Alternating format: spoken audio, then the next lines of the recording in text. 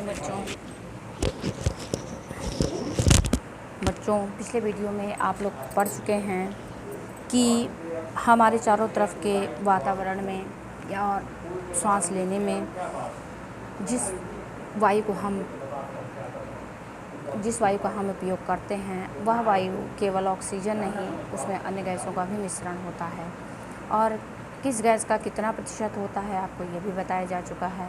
और हम श्वसन में यदि हम अशुद्ध वायु का यूज़ करते हैं तो हम विभिन्न प्रकार के रोगों से ग्रसित हो जाते हैं। और यह वायु शुद्ध हो इसके भी कई उपाय बताए गए थे। अब बच्चों वायु को किस प्रकार शुद्ध किया जाए कि हम श्वसन में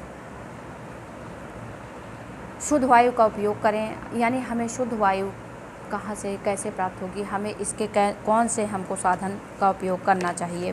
बच्चों सबसे पहले ऑक्सीजन द्वारा। ऑक्सीजन का गुण है कि यह वस्तुओं को जला देती है। तो ऑक्सीजन जिस भी मार्ग से चलती है वह वायु को स्वयं ही शुद्ध करती जाती है। यही कारण है कि जहाँ पेड़ पौधे होते हैं वहाँ की वायु स्वतः ही स्वच्छ होती है।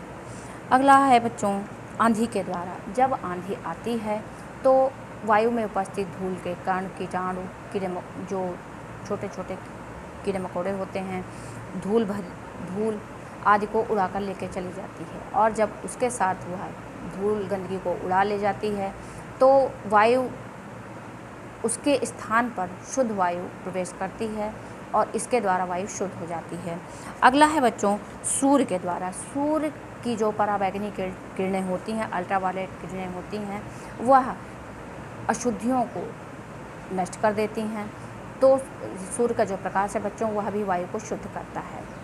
अब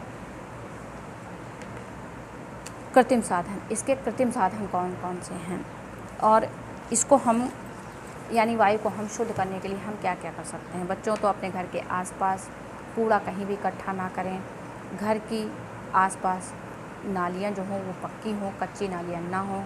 मल मूत्र का निष्कासन की उचित व्यवस्था हो।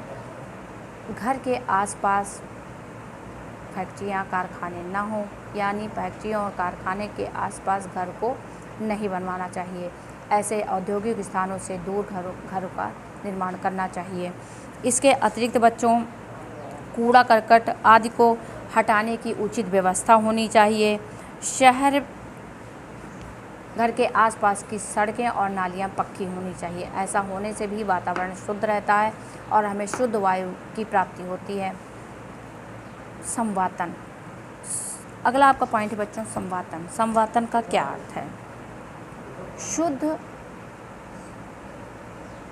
वायु का आना और अशुद्ध वायु का निष्कासन, या हम यूँ भी कह सकते हैं बच्चों कि वायु का आना जाना संवातन कहलाता है।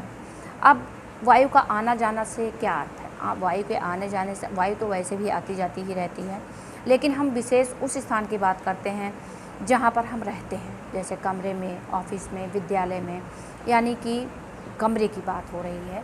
तो कमरा ऐसा होना चाहिए जहाँ पर वायु के निष्कासन की और आवागमन की अच्छी व्यवस्था हो। ऐसी व्यवस्था हो कि कमरे में वायु, शुद्ध वायु प्रवेश कर सके और अशुद्ध वायु बाहर निष्कासित हो सके। इसी को संवातन कहते हैं। संवातन में अशुद्ध वायु हल्की होकर ऊपर चली जाती है और ऊपर रोशनदानों से निकल जाती है। चूँकि जो शुद्ध वायु होती है वो अपेक्षाकृत कुछ भारी होती है और वह नीचे ही रहती है। वह खिड़कियों से प्रवेश करके उस खाली स्थान को भर देती है और इस प्रकार शुद्ध वायु अशुद्ध वायु का स्थान ले लेती है। बच्चों संवातन के लिए हमें संवातन के और क्या, आप संवातन को और कैसे समझेंगे? तो शुद्ध वायु कमरे में सुगमता से प्रवेश कर सके, अशुद्ध वायु कमरे से बाहर जा सके और कमरे में वायु का आवागमन बराबर बना रहे। ऐसा कमरा होना चाहिए जिससे कि उसमें शुद्ध वायु बनी रहेगी। अब संवातन के साधन, तो बच्चों संवातन के दो प्रकार के साधन होते हैं। एक तो प्राकृतिक साधन और दूसरा कृत्रिम साधन। प्राकृतिक साधन में तेज़ हवाएं चलाकर, तेज़ हवाएं आप सभी भी बताया कि तेज़ हवाएं चलेंगी तो अशुद्धियों को उड़ाकर ले जाएंगी और उस स्थान पर शुद्ध वायु ले लेगी। लेकिन कमरे की बात अगर हो रही है तो कमरे में तो एक ही कारण है, आप कूलर चला सकते हैं, पंखा चला सकते हैं, जिससे कि कमरे की जो गर्म हवा है वो बाहर निकल जाएगी। इसके अलावा तेज़ हवाएं चलना, यानी कि कमरे में ज़्यादा अशुद्ध हवा है या ज़्यादा गर्मी है तो आप कूलर, एसी वगैरह भी चला सकते हैं। और वायु का आवागमन, यानी कि कमरे में दरवाजे और खिड़कियां आमने सामने होने चाहिए, तभी ऐसा संभव होगा कि यदि वायु एक तरफ से प्रवेश करती है तो दूसरे ओर से उसे निकलने का रास्ता मिल जाता है। यानी शुद्ध वायु यदि प्रवेश करे तो अशुद्ध वायु बाहर निकल जाती है। इस प्रकार कमरे का जो वातावरण है, जो तापमान है, वो सामान्य बना रहता है। बच्चों, ये रहा संवातन और संवातन के प्राकृतिक साधन। आपको अगले वीडियो में आगे बताया जाएगा। Thank you. काटो।